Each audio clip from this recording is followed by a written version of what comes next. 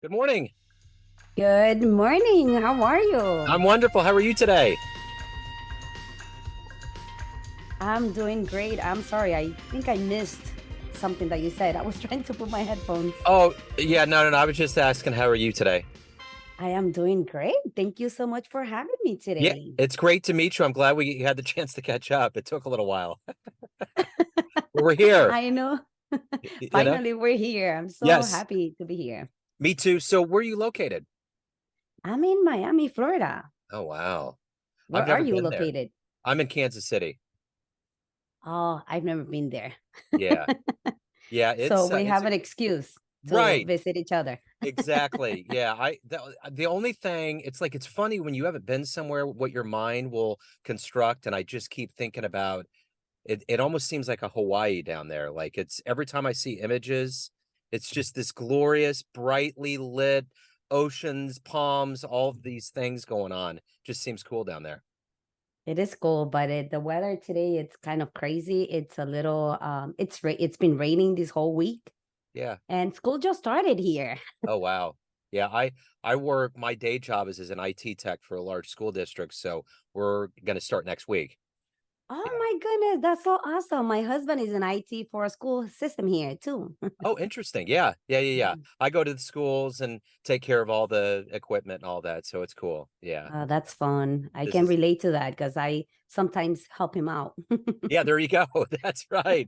Yeah, my wife, her learning curve's gone up. She's a teacher. She's a fifth grade teacher. So she's always, everybody always goes up to her and says, "Hey, can you get Joe to come in here?" And so, Not that she doesn't have that much going on and with the right. fifth graders, right? Yeah, they're just sitting around all the time, you know? So, well, hey, it's great to meet you. And before we get into your very interesting existence and life and professional mission, I want to know how did you survive the last 3 years with COVID? How did you get through it? And how did it change you? To be honest with you, COVID was an opportunity to open my own podcast. I Excellent. was dealing with family issues. My cousin daughter had passed away, and my sister passed away in 2016. So there was a lot of things going on in my life during COVID, and I was like, I have to do something, or I'm gonna go crazy. And podcasting was something that wasn't like something like really was in my radar, but it's something that I it was on my list of to-dos Yeah. when I was a child. Yeah. We have a long list of things that we want to do. And not that I knew what podcast was, but radio host. So it was fun, and it's Yeah. fun and it's interesting meeting people like you and so many guests that I had on the podcast. And that's how I dealt with the painful times of 2020 It's or it, 2019, 2020. Yeah. yeah, I mean it's a pretty therapeutic thing. I think especially in this divided, divisive world of politics, when you can Yep. actually talk to people, you realize that we all have much more in common than we don't, Right. you Right. know. So, but Yeah. there's so many people out there doing so many things, it just blows my mind. I mean, there's just it's infinite, it just never stops, which is the beauty of it, because you could do this forever and you could still run into a new person with a new profession or something new that you had no idea about. Yes. Sometimes we build this mindset that everything is limited. Hmm. And people say the sky is the limit. No, not really. The sky is not the limit. We have the universe, the whole universe. And there's always something new to learn from everyone. You learn from little kids, you learn from adults, you learn from your pets. I have a dog and a bunny. When I Yeah, don't have anybody to talk to, I talk to them. yeah, right. Sounds crazy, but it's therapeutical. Yeah, absolutely. Well, the interesting thing, it's kind of like that Steven Spielberg thing that he's put into all of us. Sometimes we have to revert back to that childhood notion of the Mhm. things are infinite. And that's the beauty of child wonder, is that there's not walls. And the unfortunate thing about becoming an adult is that we build all these walls up around us and we say we can't do this, when really we Right. probably can. It just requires more effort. So, you know, it's And it's not to say, that we don't have limits. Of course, we have physical. limits. Like maybe you can lift 100, 300 pounds, and I can only, I'm limited to 50 pounds. Yeah. There are, but if your mindset is open to growth, Yeah. there's no limit to what you can do. For sure. So let's get to the essence of what you do for a living. If I put you in front of a bunch of third graders, speaking of youth, and you're at a career day, and one of the kids looks up and says, "Hey, what do you do for a living?" How do you answer that child? That's funny that you say that, because when I started doing speaking engagements, it was in school, career day for Okay. my daughters. And I was very popular because I used to talk to my daughters and ask them, "Hey, what did your friends thought about, my presentation?" And they're like, "Mom, you and the firefighter were like on the top. Everybody wanted to be you or the firefighter." I was like, "Oh my God, that's so awesome." So I'm a photographer. And I don't go too much into the technical, because telling you how to work a camera, like, that's not my thing. Yeah. Photography is just a tool that I use. But I would love to tell you how I opened, or how I decided to become a photographer. Because if you are in front of a bunch of little kids, and we ask them, what do you want to be when you grow up? Many of them will say a photographer, a firefighter, a policeman, but I had no clue what I wanted to be, because I've never been okay with being in a little box. Like, my imagination was so big that I wanted to be an actress, a movie director, a teacher, a model, my goodness, so many things, a writer.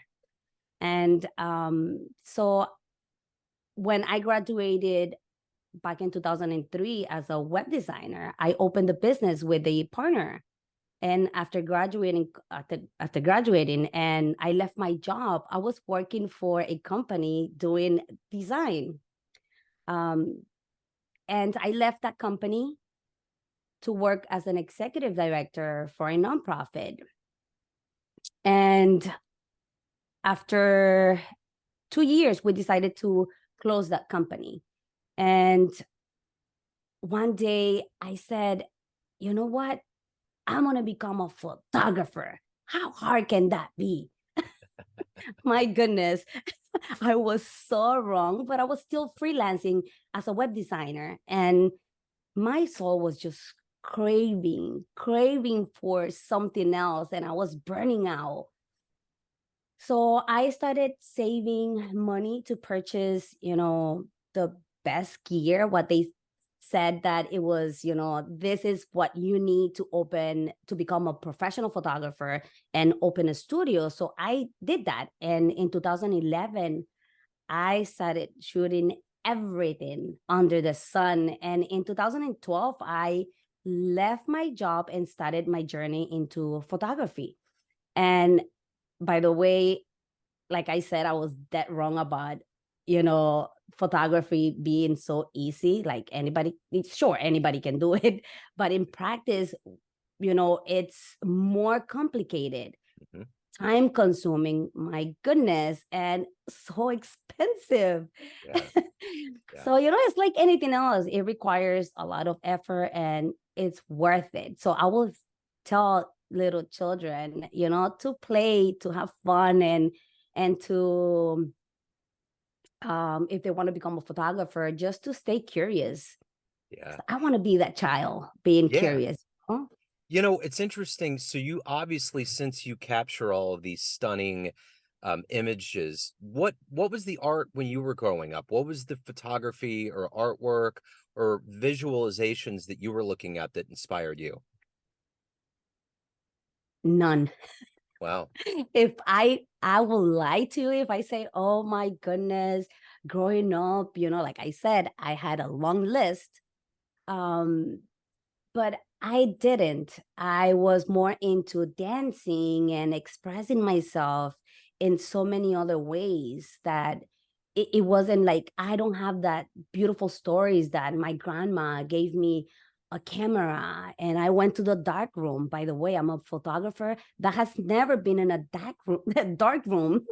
I started in the digital world. But I do want to, try that dark room once in my lifetime, because when I see my work being printed, I'm just in awe, just Yeah. looking at the print and seeing that art, like coming out of the printer. It's just a feeling that it cannot be explained, but people that love art or other photographers can know what I'm talking about. Yeah. I certainly do. So I don't know if I answer your question. You did. You certainly did. Oh, Yeah. I good. remember in high school, they had a dark room, and I remember what a big deal it was and how I didn't realize how the actual manufacturing of it went into it. But what was the moment for you? What picture or photo shoot or moment did you say, I've arrived? I'm a photographer. This makes sense. This life makes sense to me. Oh my goodness, there were so many moments, but since I started, my main goal was to give my clients the best experience ever. That was always on the back burner in my mind, like it's the experience. And of course, my photography at the beginning, since I had a background in web design and in photography. I never took a class. So I was just shooting like, anything under the sun. But I fell in love with newborn. So I started shooting newborn. And one day I walked in the hospital. I tell this story all the time. I was working as a part-time for another company, and I was doing newborn photography at the hospital. And I walked in the room and I said to the mom, "Hey mom, I am Mayi Lenz, I'm the photographer, and I am here to take your pictures with your baby." And mom was just looking down, and the dad said, "Oh no, not her, just the baby. She looks fat and ugly." And every cell in my body just wanted to punch this man in the face. But I knew right at the moment that the mom needed me. Yeah. I needed to rescue this woman. And I don't really remember all the words that I said, but I know that I told her that she looked beautiful and that she will remember that time. I get chills when I say this because I still remember when my daughter was born and she was crying. I don't remember the second one because it was an emergency C-section. Yeah. But just in case she listens to this and she's like, how come you don't remember mine? When she was crying, it was a C-section as well, but I was awake and she was crying and they put her face next to mine and she just stopped crying.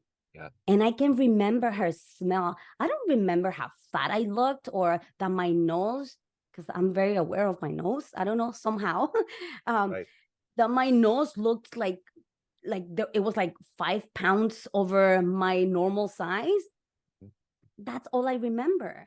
That beauty of that moment. And Yeah. that's what I needed to tell that lady, that this is what she needed to remember. So that's when I knew that photography was more just than just expressing myself as an artist, Yeah. but as a powerful tool to empower other people. Yeah. That's great. That's a great story. Who's been a hero for you in your life? Oof, Yeah. without no doubt. Well, my mom, but my grandmother. Yeah. My grandmother was my hero, my everything. And my mom too. She's a kind woman. But my grandmother opened a little convenience store in my country, and she was always a go-getter. That's wonderful. So she was my inspiration for wanting to have a business when I grew up. Yeah. That's great. So where was she from? We're from Nicaragua. Okay. Excellent. So what was her business? She opened a little convenience store. She started selling candies and little things like that to the neighbors, and then she converted the garage, the two car garage, into a little convenience store, and she started putting, like a little bit of everything. She will go to the Capitol and buy more stuff, and will bring it here and, to her store. And then soon it was like a little, supermarket. Yeah, that's wonderful. So let me ask you this. If you could meet anybody alive on the planet right now and spend some time with them, who would it be? Oh, alive. Um, like a business people, or It just could be anyone? anybody, anybody that could be mutually beneficial to you or anybody that you admire. Oh, Tony Robbins. Yeah. Tony What would you ask Robbins, him? yes. What would be the one thing you would ask him? Oh, I'm not sure what to ask him, but I will tell him, you changed my life. I will go in the car, and every time that I will pull a CD, I don't know if we use that anymore, but I will put a CD that I will, borrow from the library, and I will be driving to work. And before then, I had to drop my kids, so I'll be listening to Tony Robbins, and every time he said, if you said this, just say I. And I will be like, I getting all pumped up in the car. And, one day my daughter just, you know, shouted like, I was like, yes, It's spreading. yes. Yeah. Nowadays they say, oh, mom, you give me headaches with all your audiobooks. But I'm like, something is sticking there. Yeah. Uh-huh. Certainly will. So let me ask you this. Obviously, Tony has a lot of motivation and he gives a lot of motivation to people. What is that motivation for you? What is it that gets you out of bed, taking pictures, doing your podcast, all of these things that are you? What is the motivation for that? My daughters, I have two teenage daughters. And I'm a firm believer that we lead by example. And I want them to know that they can achieve anything they set their mind to. Like I said before, sky is not the limit. We have the universe. God created the universe for us to explore. So yeah, they are my fuel. They are my energy, and I want to be an example for them. So, in the realm of photography specifically, what's been the best feedback, best fan letter, so to speak, that you've gotten back? Oh, I recently had a photo shoot, and these two beautiful souls said, everyone should experience this. And I remember my mentor said, when you hear somebody tell you, everyone should experience this once in their lifetime, you'll know that you're doing an excellent job and you're changing lives. Excellent. Let me ask you this. If you had a dream tonight and you ran into the 20-year-old version of yourself and you could give that young version of you a piece of advice based on the wisdom you've gained in your life up to this point, what would you tell that young version of you? Oh, never stop dreaming. But one thing that I always heard from people is, be careful with the people that you hang around with. And I've never been that type of person to point the finger to anybody else. I will always, know that I was the one who did stupid things because I chose to. We always have that choice, but I will tell myself to choose wisely, to hang around with people that do want to be the best version of themselves, that do want to be a photographer, a dreamer, just like me, the people that help me to get back in the right path, in the right direction, not do stupid things. When we all do stupid things, but do the right stupid things. Yeah, there you go. Who's your favorite photographer? Who's somebody that you indulge in? My mentor, Sue Bryce. Excellent. What kind of stuff does she do? She is a portrait photographer, Mhm. and she empowers women to transform their mindsets. And I'm big in mindset. So she is somebody that I admire a lot and that I learn from. So my stepdaughter's part Panamanian, and she had a photo shoot probably 8 months ago, and it's just a different mentality for men and women.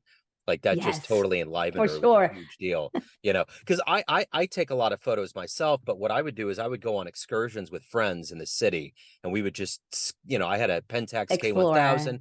We just explore and do that. But for her, it's a new thing. It's like there's a self-esteem, there's the getting made up Right. and finding all of these places to go to. And we went to an old industrial part of downtown Kansas City, and she absolutely loved it. And then she just recently got called back from the photographer to do specific poses based on the way that she looked. So it was pretty cool. Mm. Yeah. Yeah, So it transformed. It just like men and women, we think differently. We men are more logical, and I'm not saying that there are women out there that like I'm not gonna.